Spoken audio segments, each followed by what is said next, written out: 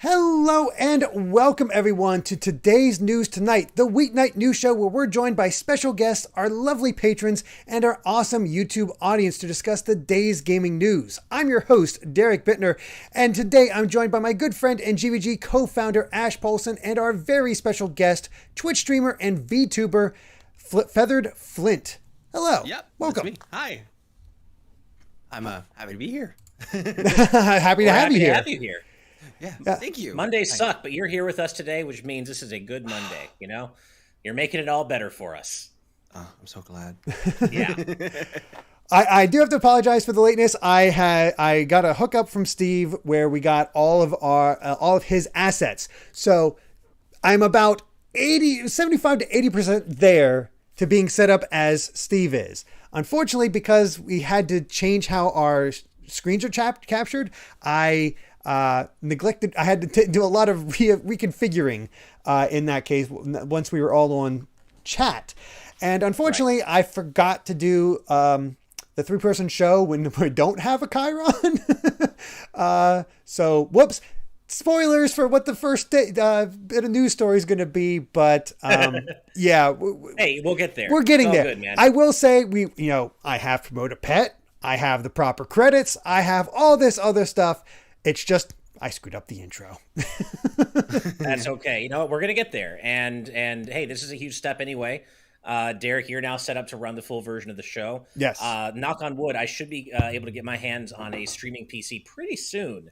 Looking like sooner rather than later. And once I'm on one, I can also run the full version of the show. Yes. We see everyone out there who is talking about some of our tech issues. We see you. We hear you. It bothers us just as much as it bothers you, but we are working on it. And this right here is what progress looks like. We're getting there. So thank you for your patience. The big thing for me was with my computer having so many issues lately, I just didn't feel confident enough that it could run it. Now that most of those issues are fixed, it's not crashing like all the time. It's definitely able to okay, I can do this now. We can do this. So yeah, we're good. And hopefully, I sound good. Everybody sounds good. I hope I sound good. Yeah. I may be more great. on my end, but yeah, awesome. To us, you sound good. I don't know about you're sending it through me, but I'm gonna have to assume so because nobody's complained yet, and that's a good sound. That's a good. Hey, Bry Fluff says we all sound great, and also Bry Fluff, welcome. I don't recognize your name. Welcome to our audience. Nice to see your new names in chat. Yes. Is Bry Fluff one of your friends? A lovely community member. Oh, that's awesome. That's awesome. Very sweet being. Also, I love the comment of, is that Birdly from Deltarune? I have an icon. Nice. It is model. It looks like Birdly, and it does move when I talk. Oh wow! It's not visible right now because currently, I mean, I can show it by turning off my webcam. Sure. Yeah, I mean, if it still works. Oh boy, we just got cut off. It does not. No, work. I'm sorry. The way I have it set up, it did not work. We're back. Sorry. Okay, we're back. No biggie. No worries. You bisected us. Yeah. But yeah, thank you. Thank you everyone for being so patient as we work on this stuff. But we do hear you, and progress is being made on the tech front. We know that's our big weak point right now, and we're working on it. We've had a lot of meetings about it, so thank you. Yes, for your absolutely. But another big thank you is owed because our sponsor for today, as always, every Monday, The Game Orb, who is a YouTube channel that brings commentary and gameplay footage from the Nintendo Switch and Xbox Series X gaming systems. While they are still running Let's Plays of Splatoon 2 and Super Mario 64 from the 3D All-Stars collection, they are also adding new games like Sonic Colors Ultimate and Roller Coaster Tycoon 3. Also, there are now shorter videos in a playlist called The Game Orb Minis for clips that are highlighted. So be sure to subscribe to The Game Orb at the link in the description, and I know Ash, he's probably putting it in the chat as well. Along with their good friend, the Galactic Reaper, which is the kind thing to do is help promote their French channel as well. Yes. And yeah, Game Orb's up to 362 subs, still working our way to 400, but I think we can do it. I think so. Anybody here who's watching, if you're not subscribed to the Game Orb, please do. They have been a friend of the channel and a huge supporter of GVG and this show, TNT, from the very beginning. So please show them some love, check out their content, subscribe. They've been really great to us. So thank you, Game Orb, for all of your support. Absolutely. It is always appreciated.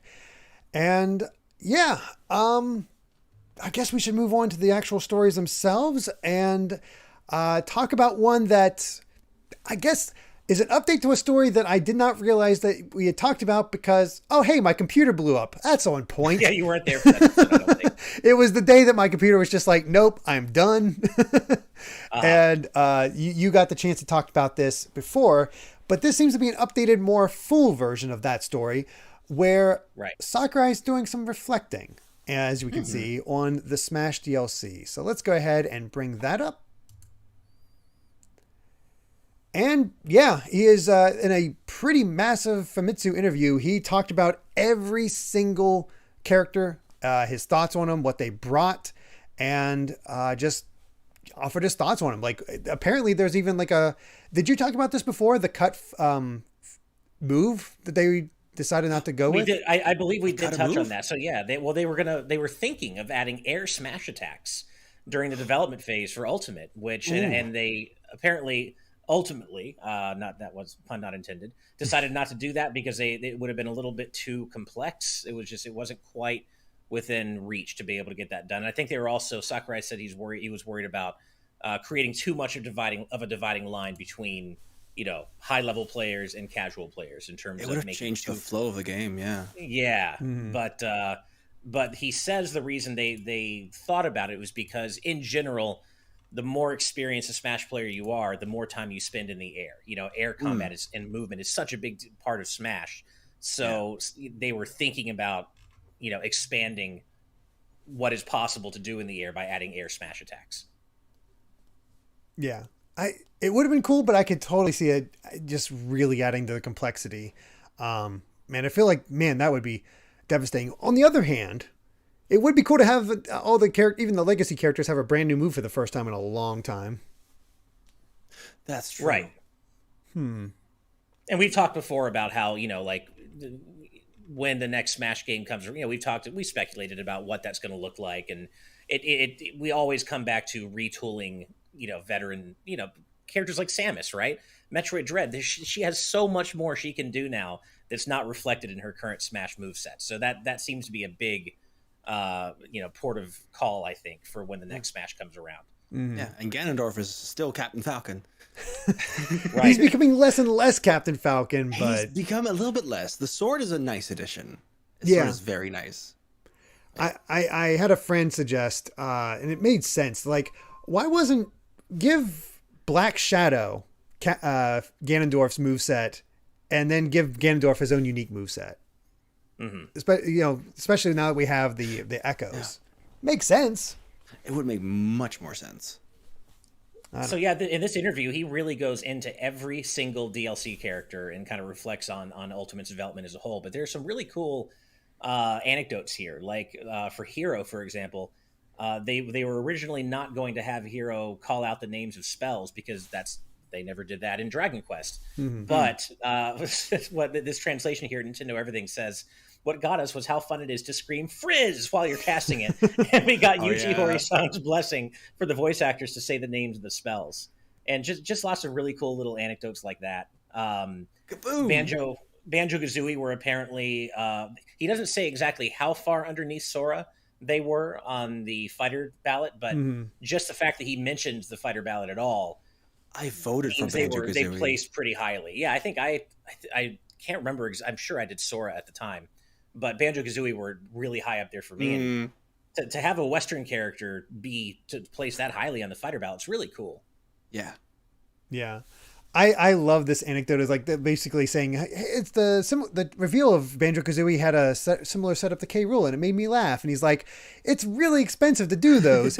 And it's more of a test than we thought. So... then he mentioned the fact that the price for our DLC for a fighter stage and tunes come to only 662 yen, tax included. Is like doing that sales pitch. It's like, buy the DLC because this was really expensive to put together. Yeah, animation is expensive. That Jiggy moment was really magical, honestly. Also, this goes without saying, but I should have mentioned it. Neox in our YouTube chat points out that the spells are only called out in Japanese, which that's true. I kind of figured it was implied, but I do like that they did that. But thank you for that clarification, Neoxin. I don't remember them calling out the spells, but yeah. Okay, that makes more sense. Mm-hmm. Right. Yeah. It's a shame that it couldn't be in every language, but given how traditional and close to their chest Dragon Quest is usually played anyway, I'm not that surprised. Yeah. It's funny because usually they have them the characters in Dragon Quest talk more in English than they do in Japanese, because Dragon Quest 8 I don't think had voice acting in Japanese until the 3DS release. Which that was the first time of any voice acting. Like that with like the Switch version as well of Dragon Quest 11S, something like that. Oh, that was with orchestrated music. Orchestrated music. Yeah. What an addition. This is wild. Sakurai says that so he was responsible for the plot of Sora, the quote unquote plot of Sora's reveal trailer. But he says that after reading through Disney's production guidelines, he wrote the whole plan for the trailer in an hour and a half. That is insane. Yeah, and he wasn't refining something he already had in mind. He just put it together from scratch after reading Disney's, I would imagine, pretty strict production guidelines. He's like, okay, let's bang this out. Hour and a half later, and what's interesting, he said he originally wanted Mario to swing around his own Keyblade, but according to Kingdom Hearts lore, only Keyblade wielders can wield the Keyblade. Mm-hmm. So, which is like 12. That's interesting. Which a lot of people kind of pointed out. It's like, oh yeah, that's why he throws those. It's a Jack Sparrow situation or a Leon situation where you hold it for only a short amount of time. Also, YouTube chat is confirming to us that 11 didn't have Japanese voices until 11S. That is how traditional Dragon Quest goes typically. Dang. It's crazy. It's a really just a lot of interesting kind of behind the scenes facts here. Apparently, Joker started development before Ultimate was out. Joker started development during the final, testing phases for Ultimate pre-release, which led to a lot of, I guess I hate to say it, crunch, but it sounded like development was very hectic in the period of time leading up to Ultimate's release and Joker's development, because he was being developed alongside final testing for the base game. Oh man, I was reading a bit more about the characteristics of Steve, and he says, let me share some backstory. In making the 8-player colors for Enderman, there was a problem of it disappearing into dark backgrounds. It had to be explained to the people working on it that its poor visibility needed changing. From there, screenshots were taken with the caption, "There's an Enderman somewhere in this picture. Try to find it." We went through levels 1, 3, 5. I don't know how many times we quizzed each other. In the release version, we fixed this by adding a slight border around Enderman. Oh, that's very clever. Very clever. It's fun little background elements. Go ahead, Ash. I was just looking at the live audience chat. The Joker trailer was such a good surprise, because all we knew was that something Persona was suddenly happening, and then like the flip of that envelope was magical. And what's funny as well is that was the one character I wanted at the time. I got really lucky with the DLC because basically the only 3 choices I had were put in. That's awesome. I didn't really have some of my choices got picked so quickly that I'm like, Shantae, and didn't get her except as a Mii costume, but it was still like, kind of. I'm eating so well that like this thing I completely denied even having a chance got in was Sora. So. Man, like what I did want Sora in Smash for Donald and Goofy specifically, but that was never going to happen. No, right? No, I've gone on record about how lucky I've been, because I got Mega Man at the very beginning of Smash 4, and that was like my number 1 dream fighter, and then I got Sora at the end of Ultimate, which is my number 2. So I, like you, Flint and Derek, I mean, we all really ate well with this DLC. I think we all got very lucky. Sora was also a pick. Sakurai also goes into how he had to recreate every stage from scratch, or rework, not recreate. Oh God, rework every single stage from scratch just to accommodate Steve, because of the mining mechanic and positioning blocks. And he says we had to add something of an invisible grid from scratch.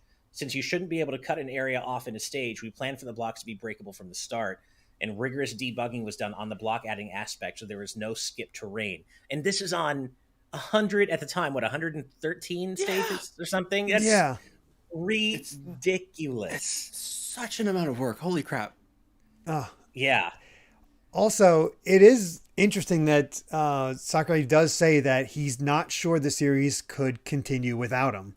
Right. He says, it's true for many series, but it's important to consider whether there's someone who would pick up where they left off if the original creator dies. He mentions the creator of Golgo 13 passing away recently, and the production would continue, but the decision is likely different for something like Berserk, even though they're both manga. And the more it relies on its creator, it's more difficult to continue to exist. And he does not see it without him. He says, take just the fighter reveal videos. I don't think they would reach the same level of completeness if we subcontracted them out somewhere else. And there aren't staff anywhere who are saving all the Smash Brothers know-how in one place. I think it would be difficult to grasp the essence of various titles and integrate it all into a process. Nobody but me has even directed for the series or drafted a new fighter. I would have to think seriously about whether success would be even possible in someone else's hands given all of this. Like, somebody would have to truly impress Sakurai. Yeah. And the thing about it is, like, I don't think Nintendo would let Smash Bros. End ever. So it would be interesting to see how things would go in that eventual scenario. Yeah. Yeah. And we actually talked about this when we first covered the bits and pieces of this interview that came out, via Push Dustin's and Cody Nokolo's translations on Twitter. We talked about how Sakurai was very upfront and honest about the fact that he can't currently see a path forward for Smash where he's not involved. And he actually did also say that they did try someone. They never say who it is, but they tried to have someone else lead the series, and it didn't work out very well. So I'm so curious as to who that was. But either way, I gotta agree. It's hard for me to imagine. I mean, Sakurai is obviously, he's not going to be making games forever, and he's closer to the end than the beginning of his career. Yeah. But it is so hard to see who could really be another steward of Smash, given Sakurai's very unique approach to developing games and his attention to detail, his obsession with getting the feel of characters just right. I'm not saying it's impossible, but I'm definitely saying that I think Smash is ultimately, that was not intended, going to lose something without Sakurai if and when he does depart the series. It truly is his baby, honestly. Yeah. And like, there's also something about like his attitude throughout like the development process and like the things that are shown to us that like that could never be like replicated, I think. Yeah. Really, we just need to clone Sakurai, and Sakurai needs to train him as his protege. Exactly. It's funny when talking about Pyra and Mithra, he's surprisingly candid about the Switch, because he was talking about how difficult, how close to the limit they got by having Pyra and Mithra, playable, especially in 8-player Smash. And one of the reasons Rex didn't make the cut was because the game just couldn't handle having a 3-in-1 character essentially. But he says it must be remembered that there aren't many games on the Nintendo Switch that maintain 60 FPS like Smash Brothers Ultimate. Yeah, to include Rex while maintaining 60 was terribly difficult. So it's funny that he's just laying it out all on the line, saying, hardware limitations, man. The Switch, there aren't that many 60 FPS games that look as great as Smash does. I like how candid he is. Yeah, I think that's the thing that kind of attracts people to Sakurai. He just he has his secrets, but he kind of lays it out there. So, yeah, there's a ton of really interesting stuff in this interview, more than we could possibly go through in one show today. But there's a lot of really cool behind the scenes anecdotes. Yeah, absolutely. So, yeah, that's man, it is really fascinating in that way. But I guess let's go ahead and move on to our second story, which, we had Banjo-Kazooie. We should probably maybe talk about their legacy. So let's bring that up. A Yooka-Laylee sequel is in development. Not something like Yooka-Laylee in the Impossible Lair. No, Yooka-Laylee 2. And nice. It's actually brought about because Tencent acquired a minority stake within Playtonic. And because of that, they went ahead and confirmed that, hey, we're working on Yooka-Laylee 2. You know what? I sense that I might be in the minority here, but I'm actually happy about this, and I maintain that Yooka-Laylee launched in a very rough state, and it should not have launched when it did. I reviewed the Xbox One version for Game Explain back in the GX days, and it was rough. But the Switch version, like after all the patches and after all the smoothing out the rough edges, it's a good game. Is it a great one? No, but it's a good game, I think. And I think it's, after all those initial issues were smoothed out, I think it became a pretty good follow-up to Banjo-Kazooie. Nowhere near as good, but I don't think it deserves the immense amount of shit that it gets. It really cleaned up its own act, I think. It's typically the way the internet reacts to something that is directly comparable to something that is beloved is like, oh, does it have things that are not as good? Terrible. Yeah. I do remember playing it, and like I love Banjo-Kazooie 1. I played it as a kid on my totally legitimate N64.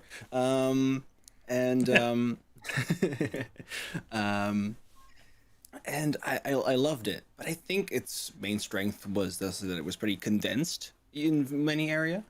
And yeah, playing Yooka-Laylee 1, just it was more spread out, and it didn't quite feel finished when I first played it, and that was at launch date. And I am curious to see what they could do with the second one, because they can definitely do good level design, seeing from the Impossible Lair. Oh yeah. Mm-hmm. I mean, Impossible Lair was such a fantastic game, way better than I think any of us were expecting after Yooka-Laylee. You know, the original was fine, just not great, but Impossible Lair was like, holy shit, what a jump in quality. And if they can take that, if they can, take whatever mojo they use to make Impossible Lair as fantastic as it is, if they can somehow take that and transplant it back into the development of Yooka-Laylee 2 as the next 3D platform in the series, we could be looking at an amazing game. The follow-up to Banjo-Kazooie that the first game was meant to be. That could actually happen if they can do whatever worked for Impossible Lair. Of course, it's a whole third dimension. It's a different genre. Mm-hmm. But if they can do it... Maybe 3D design is really difficult. Yeah, maybe with Tencent they have a better budget for this sort of thing. And I feel like Playtonic has been growing. Like they are working on other games beyond this. They're basically, they said we had an aspiration goal as well, which this is manager director Gavin Price saying this to Game Industry, where it's like, we wanted to have an aspiration goal as well, which was to make Yooka-Laylee an IP that could appear on a major fast food chain's kids meal box. And basically Tencent's like, yeah, we can help you with that. We can try to work on that sort of thing. And all right, sure. Along with Trouser. Yeah. Trouser Snake. He's totally viable. Right. Young Ben Kenobi in our patron chat is saying, got to be called Tuka-Laylee. That's almost too perfect. That's almost too perfect. That is pretty good. I am one of those people who did not really enjoy Yooka-Laylee. Right. Maybe it's because I played such an early version, but it just, the magic wasn't quite there. I couldn't get past the first world, honestly. I got to world 5, but by that point I was burnt out. I was like, this is... I did get to the third world, but I stopped. I just don't remember anything. That was the height of the game for me, was the third world, because it reminded me a lot of more closed world design, like in Banjo-Kazooie. Like, it reminded me a lot of Bubble Gloop Swamp. Yes. Yeah. That was probably the best world. Yeah. Okay, well, that didn't grab me. Yeah, sure. Fair enough. I feel like they probably are willing to look at what worked, what didn't, and maybe even take some cues from Impossible Lair. I hope so. Yeah, I hope so. And as Mr. L points out in our YouTube chat, and I agree with this, they say some made Mighty Number 9 comparisons, and that was very off the mark, I felt. I completely agree. Yeah. Yooka-Laylee, while not great, was a billion times better than it was playable. It was, I mean, there was true passion in it. Exactly, there was true passion in it. And Mighty Number 9, the dash mechanic was cool. That was about the only thing in that game that felt good. And it was also broken. But it was also broken, yeah. Crying like an anime fan on prom night. Oh, that'll never die. That will never die. Nope, that But is yeah, some of the worst I think those marketing. comparisons to Mighty Number 9 were a bit unfair. Yooka-Laylee, not great, but it wasn't that bad. Yeah, I think so. Yeah. And I'm cautiously optimistic about this. I think this could do pretty well. I think we're probably still a few years away from it because I feel like this just went through. But Yeah. I do think this has a chance. Good Do you think news. they'll stick think with so. Capital B as the villain, or will they change villains? Because I'm still not sure how I feel about Capital B as the villain. I don't think he's that. I don't know. He's never really clicked with me as a villain. Definitely doesn't capture the Gruntilda vibe. Gruntilda Right. had something magical. The always rhyming in the first game, at least, was so good. Yeah. Oh, Spicy Pan Daughter. I love that. I kind of love that. Business Wasp, but they make him like the Wasp. Like, not like, how do I put this? And white Anglo-Saxon Protestant thing that, they're like, Oh. yeah. It's like, yes, this is not to my standards. Just get away with it. Get away. Oh. I actually like Capital B. I think the main thing that Capital B has working against him is that straight up he's not Grunty, right? Yeah. It's so hard to match Grunty That as is. a villain. She's just such a fantastic character. Yeah. And so I think, Capital B just already kind of had that baseline, well, he's not Grunty thing working against him. But I kind of bar enjoyed, was so I like high. his design. The bar was so high, but I do like his design. He's got some good quips. He talks about hanging Laylee up in his office, like really some pretty dark stuff that kind of hit in the same messed up things that Grunty would sometimes say. So, I think they could stick with him as a villain. I wouldn't mind seeing him come back again. Yeah, it's possible. We'll see. If What they can make it happens? work, Yeah, then that's great. Yeah. like I said, I have confidence in them. Like, I think they kind of have a better idea of what they want to do. So, Oh, Bry Fluff mentions it in the Platonic birthday video. They mentioned Capital B. I mean, given that he was the central villain of Impossible Lair as well, I don't think they're going to move on from him true. personally. And I agree with you, Derek. Like I said, given what we know they're capable of with Impossible Lair, if they can take that mojo and infuse it into Yooka-Laylee 2 or Yooka-Laylee, I think it could be great. Genuinely great. Yeah. His Like- brother Jeff Bezos. Oh, Oh, no. That's amazing. I want it. Mr. L, that's such a good idea. Oh, Awful, and I love it. Yeah.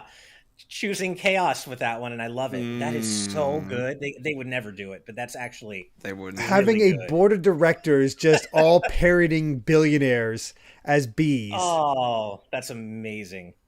or just other types of animals. Oh man, I'm sorry. I'm brainstorming. Like, what would Elon Musk's animal be? Elon. Oh God. Oh man, Elon yeah, Mutt Elon. making him a dog. Mwapi Mulinga says B Gates. What about Beal Yeah. Gates? B Gates. Beal Gates. Elon Yeah. Musk, of course. Frequent positron. Musk. Yeah. Ah, Oh no. there we go. And Mark That's so Zuckerby. good. Mark Zuckerberg. Oh my God, there's so much they could do with this. I know they won't, but And that makes sense too, like with like sucking like the honey from flowers. Well, honey, quote unquote. Yeah. right. That is ripe for parody for them as villains. Yeah. Call us. Lucky Cat Gaming says, quoting B movie here, B Jesus. Be There's Jesus. just Jesus. there's Scared so the much. bejesus out of me. Aaron Rules 380, billionaires. Stop Billionaires, it. There's so yes! many good B puns God, here. Platonic. I love it. Pay attention to Ooh. this. These Yeah. are gold. This is amazing. Oh Oh man. man, it's funny talking about this. I'm genuinely excited for this. Like, it's not even something where I'm like, yeah, maybe we'll wait and see. I want to see them try their hand at a straight up sequel to like 3D platformer. Hmm. Give it another go. I'm happy about this in general. It'll take Yeah. a while. Not expecting it. They were getting the anytime rust soon. off, we'll say. It's Yeah, like, okay, this but is what I we want more think 3D people want, platform and goodness. there you go. And Tencent, I know they're not the most.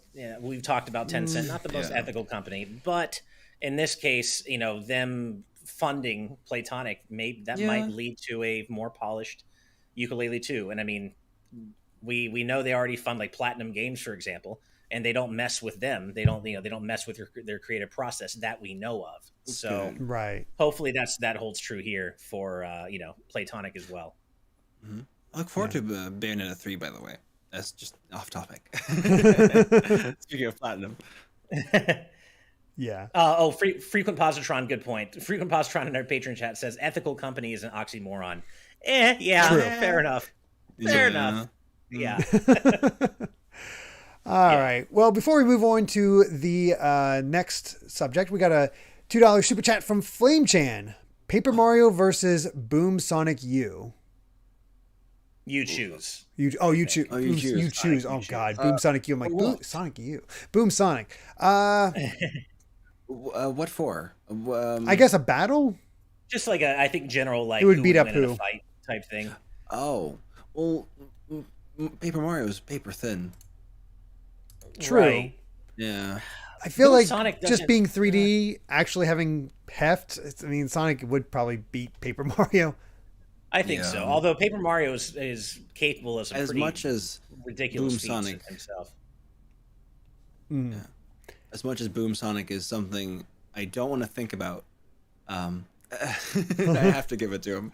Yeah, he does. He's not as fast as normal Sonic, that's for sure. He never. That's true. Yeah, That's true. He's not as fast. Yeah, and he's not as combat focused either, right? Like I haven't watched every episode of Sonic Boom, the cartoon, but I've watched a lot of it, and it's more humor focused than. I was thinking of the game. But yeah, the games, that's true. But the cartoon is really good. He's not as fast in the games either. That's true. In the Rise of Lyric, you know what? I'm gonna be the Maverick here. I didn't mean to think Mega Mention, but I did. Oh God, he's gone Maverick. Everybody. I'm gonna be the Maverick here and say I think Paper Mario takes this. I actually think that Paper Mario would take this. That's fair. That's I fair. don't really look at Boom Sonic as he's not nearly as fast or powerful as regular Sonic. No, non-Boom Sonic. So yeah, most of his powers are not there. Yeah, maybe. And we've seen Paper Mario do some pretty wild stuff throughout his games. I think I'm gonna give it to Paper Mario. All right, that's fair. Yeah. I think I'm gonna ask a question. Then you were? Go ahead. Apparently, from a super chat. Yes, super chat from Bongo Lover, yes. $5 Canadian. Go ahead, asking you if you drink Danimals, which is kind of an ongoing thing for us. What are those? They are drinkable yogurts. Okay. So, little thing to know. Like from Danone? Oh, I don't think we have we don't have those here in the Netherlands. But yeah. No. I do like yogurt. So I would say my favorite flavor is peach. Ooh, I don't know if I've ever had. Actually, no, I've had peach yogurt. But yeah, it's children's sugar yogurt and a drinkable thing that you sort of. I don't know. They try to set up like a smoothie type thing, but it's kind of like really Go-Gurt if you've ever heard of that. Yeah. But this is like a running gag that Bongo Lover has been so committed to, and it's a fun thing. It's become part of GVG lore because one time we covered Bongo the Danimals monkey being added as a character in the Sonic mobile game, and ever since then, Danimals has been inextricably linked with our own history. It's been great. Who knew? Awesome. Yeah, and. Apparently, did you hear Dan Active is making a sequel to the game Bongo and Drums revealed at the Game Awards? Dan Active? I don't know what Dan Active is, but there you go. Maybe I have no idea. I don't know. Dan maybe it was just a spell correct by it. Maybe that could Actively, be. Maybe. I look forward to the Game Awards. That'll be fun. I still need to vote for those. Oh yeah. I forgot that we can actually vote. Whoops. Oh well. There's a thing. Oh right, I did too actually. Yeah. I mean, there's so little focus on the rewards themselves that. Yeah. I mean, as far as we know, they'll just bring freaking Last of Us 2 back. Oh yeah, that's all we need. All right. Well, we're flashing back to childhood thanks to Bongo. Let's continue that train back to our wonderful childhood years. And how we were all so hyped for Ocarina of Time to the point that we need to relive its demo. Let's bring that up. I love this. So, modders have recreated Ocarina of Time's SpaceWorld 97 demo. It's not even a complete thing. Basically, all it is like pick this section to check out this type of gameplay, click this section for this type of gameplay. And basically, they just went through, thanks to the big Nintendo Giga Leak, and pieced it together and recreated this demo. This is so cool. Like, my only regret is that Steve isn't here to talk about this with us today because he and I both have the same kind of obsession with like pre-release, early development Ocarina of Time assets. We were really active in that community back in the day, and seeing this like in a playable form just scratches a very unique itch I can't quite describe, but it's just so cool to see these very early Ocarina of Time assets in a playable form like this again. It's so beautiful to see what modders can do with all these games. It's amazing. And like it's beautiful. Yeah. I love it. I haven't had a chance to watch the full video yet, but the work going into it is really impressive. Yeah. Yeah, it's essentially 3 vertical slices of gameplay that, as you said, Derek, you can choose between. And yeah, I'm watching it right now, watching Link beat up some early model Deku Babas. This is just so cool. Like, it's, yeah, as I said, I love Ocarina of Time's early history. Really interesting stuff. And to see areas that never made it into the final game, like seeing them playable, it's very cool. Little moblins just walking around to fight. Yeah. Yeah, no, this is really neat stuff. It's just so, it's like weirdly familiar yet so different looking at it. Right. Huh. We'll have to bring this up on Friday with Steve anyway when he gets here and ask if he watched this, because I know he's super into this. Mm-hmm. Oh, yeah, I just saw the mini moblins. That's weird to see them so small like that. That's right. That feels wrong. And they're freely roaming. They're supposed to be in hallways. Yeah, blocking you. The pose more. It's amazing amazing how similar some of this is, but also how like obviously different other parts are. Like the caves and the castle. I don't know. This is usually I'm not too, it's like, it's cool, but I don't really get too into it. But this is, I don't know, being able to kind of relive that hype of going to this trade show in '97 and seeing this in action, being like, oh my God. Because I'll be honest, looking at it from that perspective, this looks incredible to go from Link to the Past and Link's Awakening to this. Right. Actually, I think Link's Awakening, did that come out before this? Or I think that came out after this. So yeah. Going from Link to the Past to this. Wait, Link's Awakening came out before Ocarina. Did it? Yeah. Oh, okay. Yeah, I couldn't remember. It's well before Ocarina. Okay. Yeah. I wasn't sure. I 91. couldn't remember. Because the Game Boy lasted forever, so.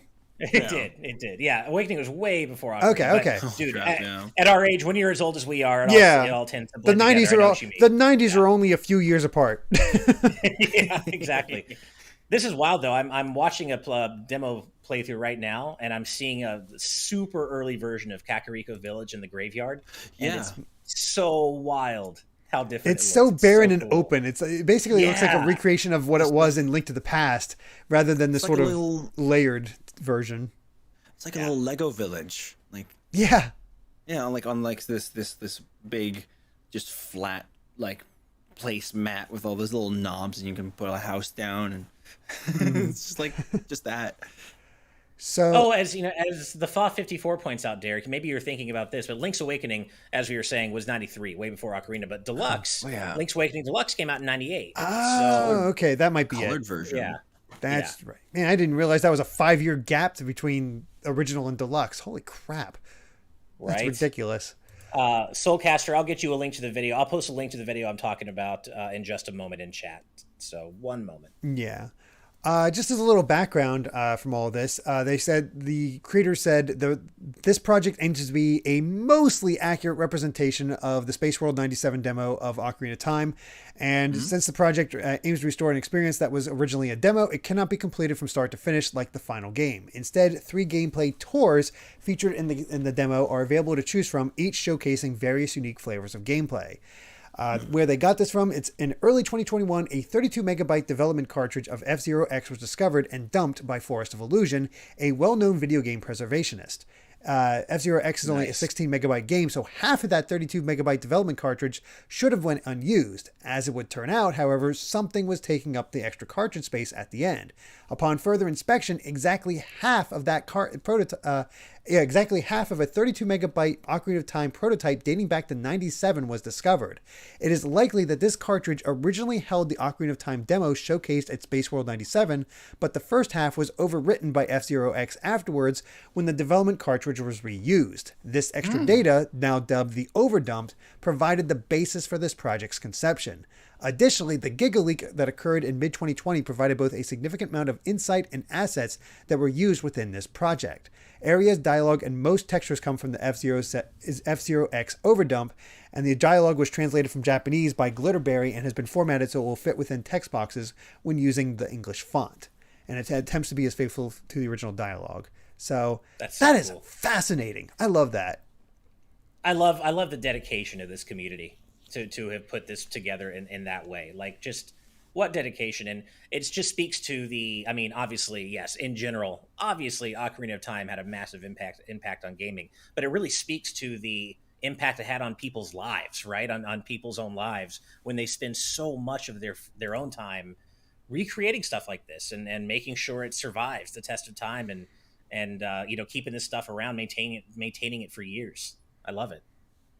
Yeah.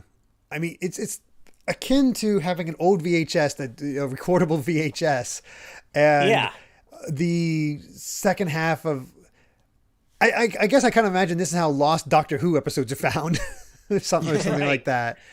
Right. It's just like wild. Like I didn't even think about like, oh yeah, we don't need this anymore. We're done with this demo. No need to preserve. We'll just write over this piece of history, whatever. Yeah. Right. Or I guess original broadcast, like TV broadcasts of one-time only things. I don't know, something like that. Mm-hmm. So. No, it is very much like that. It's maintaining older media for future generations, and I love that. Mm-hmm. Yeah. Go ahead, Flink. Sorry, I didn't mean to cut you off. No, it's. I was just thinking about like it's so weird how like sometimes things are just kind of meant to be shown off once, and then even the developers themselves are like, yeah, I don't need this anymore. Though I think it's usually not actually a developer decision, usually more of a higher up decision. Because usually developers themselves have a passion for the thing that they've created. Right. But it's really interesting. And to have that dug up and recreated is something truly special. Also, my hand goes all over the place sometimes. Don't mind that. It kind of brings me back to when we were talking about the Nintendo Giga Leak stuff and how it's a shame that Nintendo don't feel as though they can monetize this and put out official compilations of some of this unseen early development stuff. Like, obviously they're not going to make the SpaceWorld demo stuff ever playable in an official capacity. I don't mean that, but just people are so into this, right? People are so into the development history of Nintendo games in general, and some of these really early assets, unused assets.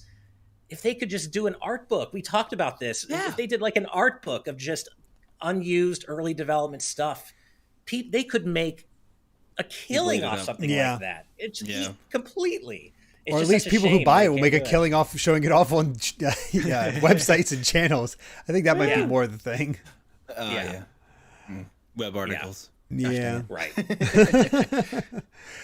Oh, goodness. But yeah. Cool piece of history, and kind of building off that. 554 with a five Peruvian Soul super chat. Thank you so much. Saying this early demo makes me remember about Zelda for the 64 DD disc drive, the scrapped Ocarina of Time follow up, and how very little is known of its development. Didn't we? Maybe I'm thinking of something else, but didn't we kind of get the idea of that with Master Quest? Well, apparently, but we don't know that's their story. But we don't know. I mean, there were screenshots of Zelda that I'm sure we could still find today if you just Googled it that showed different like Link in areas that are not in Ocarina of Time. So whatever Zelda was, it did ultimately be. I think it was reworked into Master Quest, but that's not to say that it was always going to be Master Quest because there are screenshots of Zelda where Link is in areas that we've never seen before in either Majora's Mask or Ocarina of Time. And that's what's so fascinating about it. Okay, I didn't know about that. Like, that they have, like, completely different areas. So they could have added a lot of stuff to this, like, new version. It's like, it's kind of a final mix, basically, of the game with new stuff in it. Possibly, yeah. We don't really know what the true, intention for Zelda was. Could we have actually gotten that it ultimately became. And then we got Quest. Majora's Mask instead. Yeah. Yeah. Right. We could have gotten the light dungeon instead of just like, oh, hey, here's my medallion. Yeah, the light temple. Yeah, exactly. But you know, I used to spend a lot of my time as a young teen on the Odyssey of Hyrule website, just researching and because I was one of those people who wanted to find the Triforce in Ocarina of Time, right? And so I used a Game Shark to like play beta versions of the quests. You know, I got super into the weeds with Ocarina of Time beta content back when I was a kid, and Steve did too. And so that's kind of what our angle is on all this. Like just seeing it just brings us back to that very specific point in time where people were trying to find any sort of evidence at all of the unicorn fountain, the Triforce, the light temple, right? Like all that stuff that was never actually in the game. But yeah. Is real. Yeah. That was real. Yeah, really cool things. Ash provided links. Definitely check it out. Even if you just look it up, like SpaceWorld 97 demo, it should pop up pretty quick so you can check it out yourself and get a piece of history. Very cool. But let's go ahead and move on to our next story, which, boy, you wouldn't think it until you really think about it. But November 21st apparently is a hell of a release day. Let's bring that story up. Right. So, November 21st is kind of the anniversary for games. As you can see here, as it's brought up, a lot of stuff premiered on that day from across various series. They're actually even missing a Link Between Worlds in this whole breakdown, but match that with Super Mario 3D World at this point because, just so much came on that day. 31 years for the SNES, F-Zero, and Mario World. 30 for Link to the Past. 29 for Sonic the Hedgehog 2. 28 for Aladdin SNES, and I guess Genesis. 26 for DKC 2. 24 for Diddy Kong Racing. 23 for Ocarina of Time. 22 for Pokemon Gold. 21 for Sin and Punishment. How? Apparently the 21st is just the day to release games. Holy crap. So many iconic titles from across the years. It's amazing. Yeah, and as Cornflakes mentioned in our live audience chat, Omega Ruby and Alpha Sapphire were also the same day as Smash Wii U, but Ruby and Sapphire are already there, so you know they would be there twice. But yeah, I mean, as we know, that November 21st date, that's long. It's historically been a very popular release day for Nintendo in particular, and obviously not just Nintendo here. We see games like Lightning Returns, Bug Fables, but in general, Nintendo loves to release big games anywhere between like November 18th and 21st, and that's what this has wrought. And stuff. Yeah, it makes sense. This is also the make us feel old news story. Jesus Christ, 30 years ago, A Link to the Past, 26 DKC2. That hurts. It hurts me to read this. It's like physically painful. It is pretty brutal, I'll be honest. Oh man, but I mean, talk about what a list of just legendary games, right? Just seeing how lucky we've been to have such amazing games to look forward to every year on November 21st. I mean, geez. Lightning Returns wasn't great, but the rest pretty great. Iconic for different reasons. Yeah, I completely exactly. forgot that came out the same day as Mario 3D World and Link Between Worlds. Man, that no wonder it got overshadowed. Holy crap! Right. The thing that gets me is 20 years ago from Melee, because I still remember my dad taking me to. They did a GameCube like a national tour to like GameCube early demo events. And my dad took me to one in LA where they had games like Luigi's Mansion and Melee playable. And that was like my first time playing Melee. And I still remember being there, being blown away by the visuals, thinking, oh my God, this is such a jump over Smash 64, and being so excited. And that was more than 20 years ago. But by a few days. Yeah. The GameCube was a giant jump from the N64 with what they could do with textures and effects. And it was crazy. It's just wild that I remember like it was yesterday going with my dad to that early GameCube demo event, and just I can't believe that was a few months before the GameCube came out, so it was 20 years ago in a few months. But it's amazing how fast time flies. Jeez. I've picked up most of these games too. That's the crazy thing. Same. Yeah. I don't know what it is. That's pretty but much all of them here. Yeah. Yeah, I'm missing like Pokemon Coliseum and Bug Fables, but I think that's pretty much it. God, 11 years ago, Donkey Kong Country Returns. How is that I game know, over a right? decade old? I remember Jeez. going to preview events for that. Yep. That's oh God, I'm turning to dust. Yeah, just Mr. Stark. fade away. I don't feel so good. I really don't feel good. You know, it's also wild to think that Tropical Freeze is over 7 years old now. Right. How is that possible? How is And that? that also means that it's been I mean, it 7 was a years Wii U since Retro released anything. Jeez, that's true. Star Fox GP never turned out to be a thing. I wanted that to be real. Damn it! I know, wanted right? it to be real so badly. Oh, come on.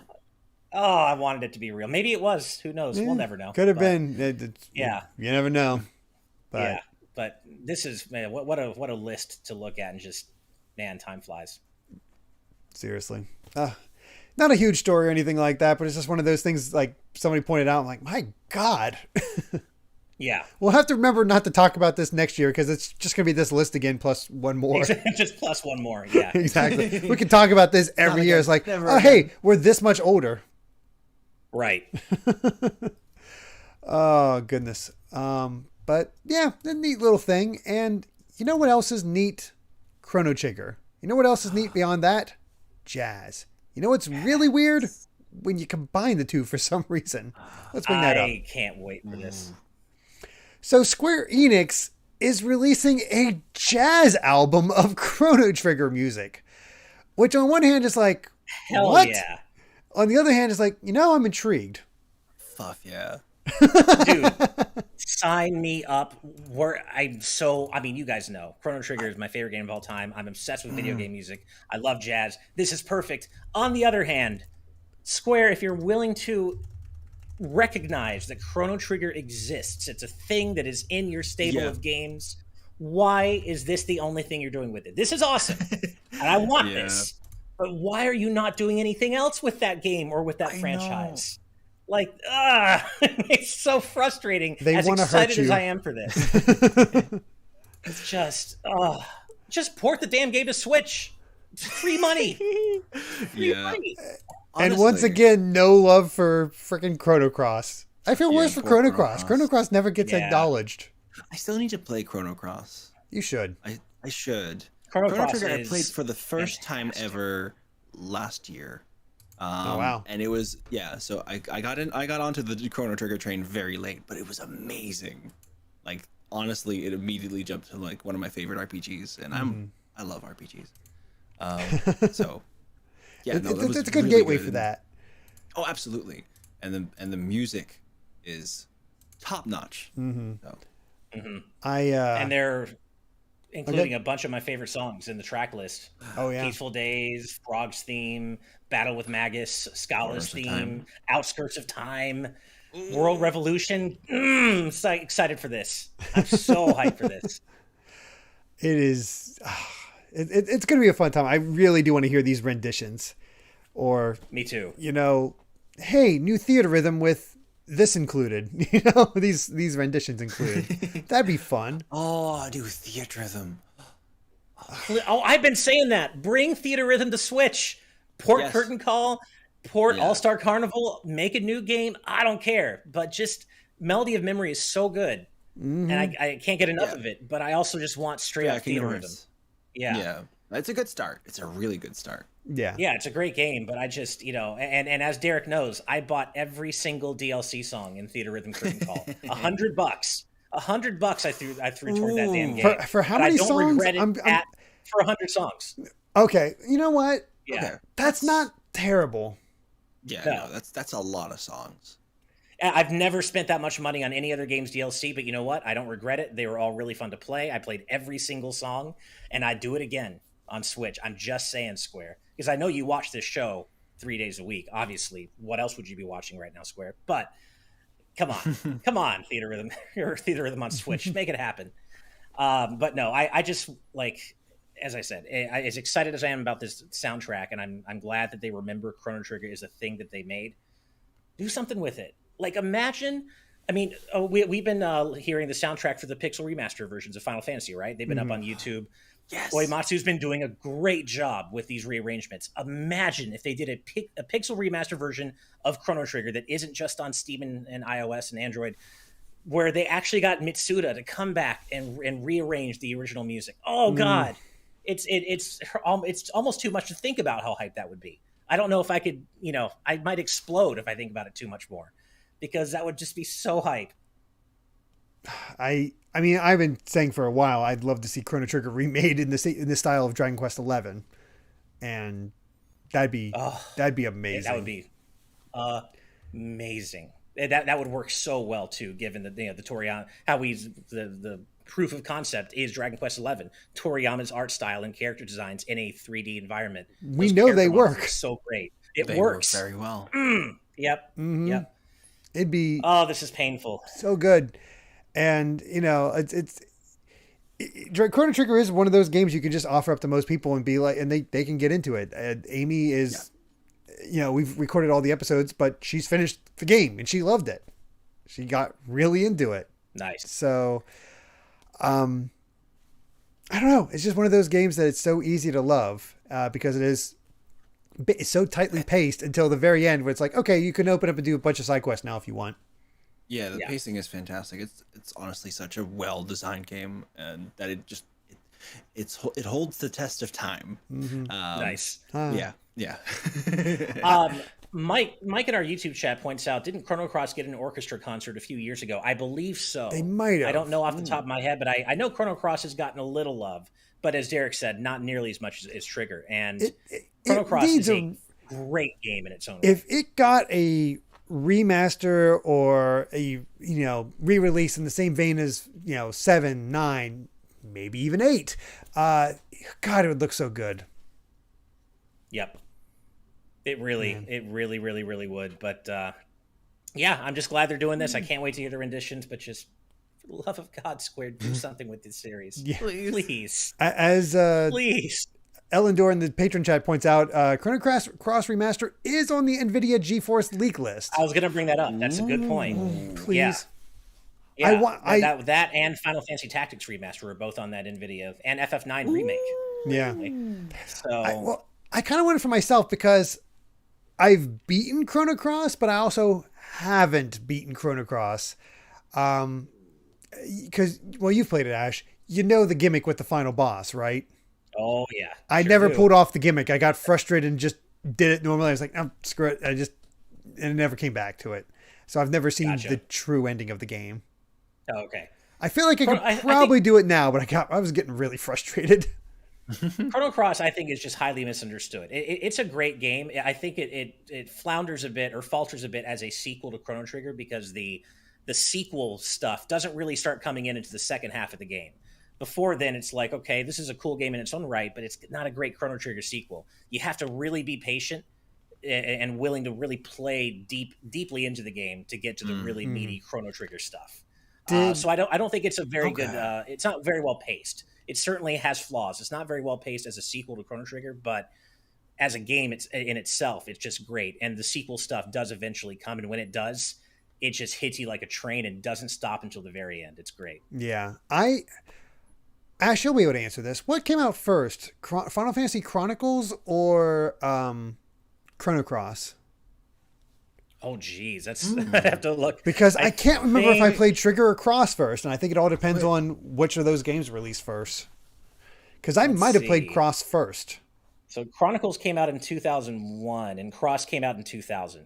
So. Oh, wow. So yeah, Cross came I completely forgot this, but apparently I played Cross first. So that would have been. So I must have been really. I probably understood very little of what was going on in the end there. So I should replay that at some point.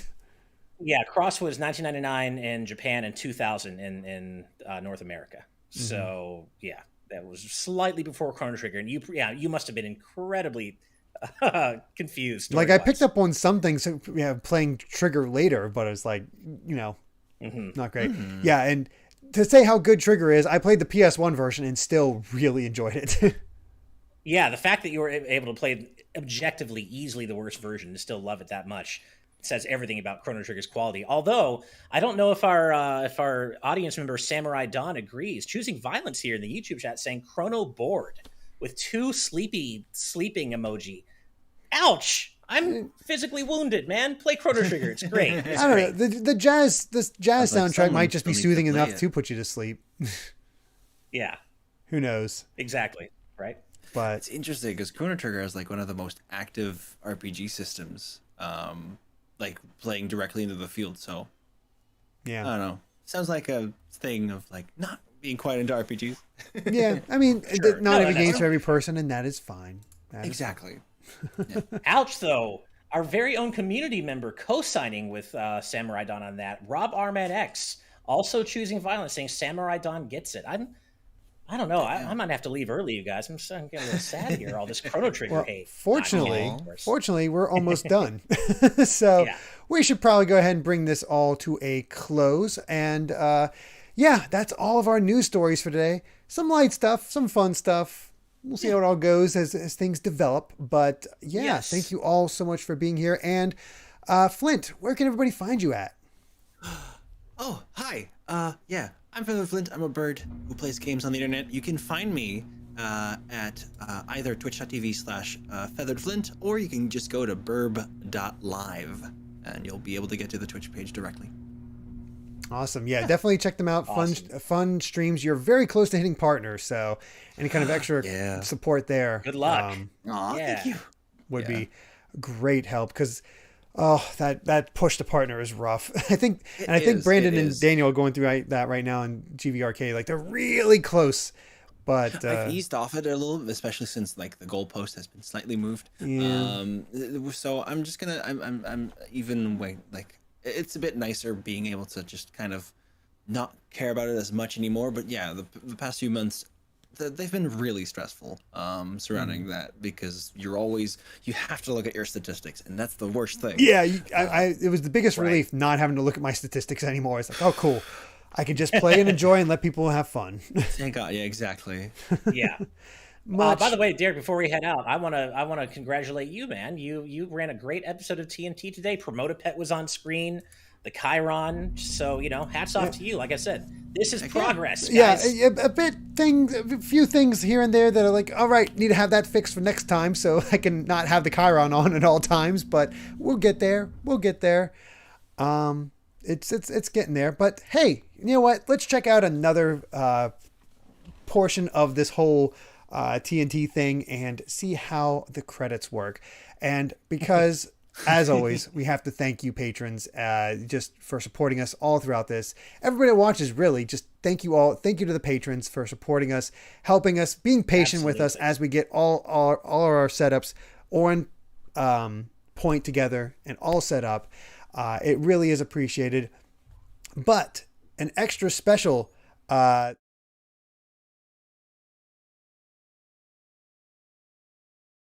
there's so many buttons you have no idea. Oh, I believe you, man. It's crazy. Okay. I think we should be good. Okay.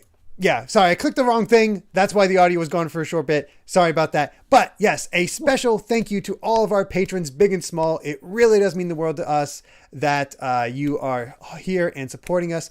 But of course, an extra special thank you to our patrons at the producer level. It really does mean a lot that you're here and supporting us, and the show just couldn't be done without all of you. It really, I can't thank you enough. And again, your patience with me so much. Yeah. And I say that while I'm dancing, so I mean it even more. So get that dance moving, Ash, because here come the executive producers. An extra big, super big special thank you to the executive producers, which include Brandon Bovia, Rob Arman X, Fangs, Dan and Twistle, Z Patty, Hyrule Hermit, Sky Blue Flames, Eastman 23, Adam O'Sullivan, Octo Puppet, Richard Herrera, Michael Phone, The D-Pad, Vesmio, Waffle King, Romsky 113, Critter XD, Kitty Kong Fax, Angel Martinez, Vedran Hotik, Joshua Hunter, Evernight Studio, Benny Yao, Azran 127, Black King, Pagrama,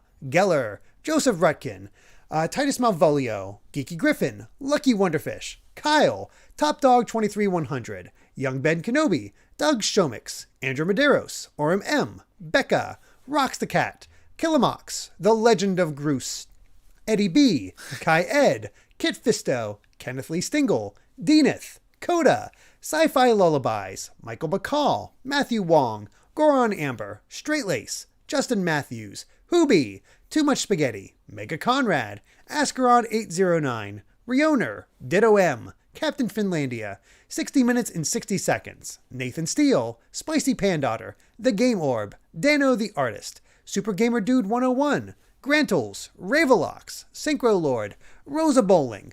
Hey, Steve's mom. Hey, Steve's mom. Kotar Peck, Scuff196, Kane Woolley, Skull Kid Tiger, Darksteel01, Jason Uloa, Jaden Buck, Phantom Project, Cystic Warrior 29, DJ Jurassic, Super Dank Awesome Unicorn Guy, Town Darling, Dinner Sonic, Derek, Jeff Ed, Twilord, Maddie, Stag Nasty, Mumbling Yeti, Cameron Sharp, Screamo Shaman, Mason Riley, Keel, Santi the Person, Brendan Hess, Hustle Bun, Noah Fitterer, sorry about that, Noah, Rizamon, Calvin Atkinson, Tiffany Thomas, Hinaru77, and Jessica Toad. Thank you all so much for that support. It really does mean a lot. And it, again, because it couldn't be done without all of you. And remember that you too can become a patron over at patreon.com/gvgaming, where you can get access to our exclusive post show and ad-free content for as little as $5 a month. Thank you all so much for watching. And if you like this video, be sure to subscribe to Good Vibes Gaming for more good times like these. So until next time, good night and good vibes. Bye, everybody. Good night.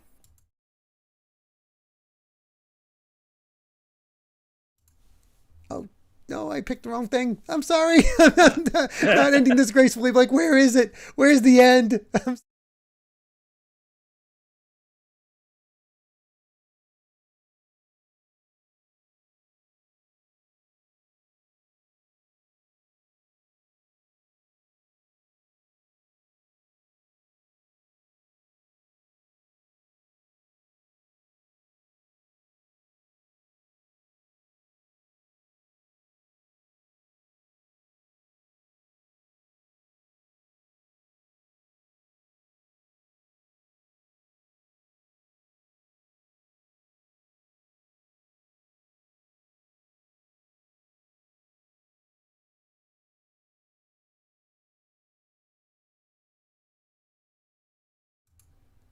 Nope, that's not it.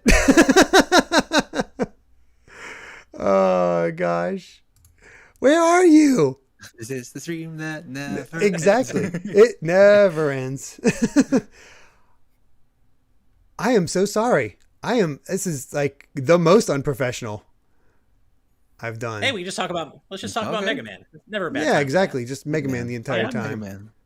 I can just go ahead and end the stream in the back end here. Actually, I think I know what I need to do now. It's not. I'm looking for a scene. It's not a scene. So now we're gonna end. Thank you all so much for watching, and Nice. we'll see you next time. Bye.